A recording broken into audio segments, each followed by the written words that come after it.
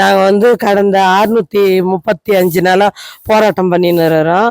இங்கே வந்து ஏன் நாங்கள் வாக்கு போடுறத புறக்கணிச்சிருக்கிறோன்னா, எங்களை ஒரு மக்களாகவே மதிக்கல. இந்த கவர்மெண்ட்டு இவ்வளோ நாள் போராடுறத என்னன்னு கேட்கல.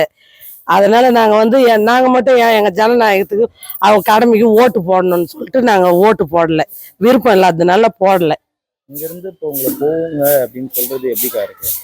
இந்த ஊரை விட்டு நாங்கள் ஏன் போனோம்? நாங்கள் எதுக்காக போனோம்? எங்கள் மண்ணை விட்டு போகவே மாட்டோம், கட்டாயமாக போக மாட்டோம். அப்படி எங்களை ஊரை விட்டு போக சொன்னாங்கன்னா நாங்கள் வந்து பணமாக தான் போவோமா கண்டி உயிரோட போக மாட்டோம்.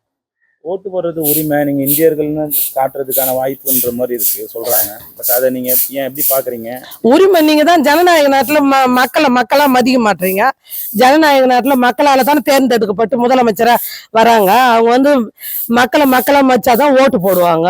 நாங்கள் வந்து புழு பூச்சி மாதிரி மதிச்சாக்க நாங்கள் எப்படி ஓட்டு போடுவோம்?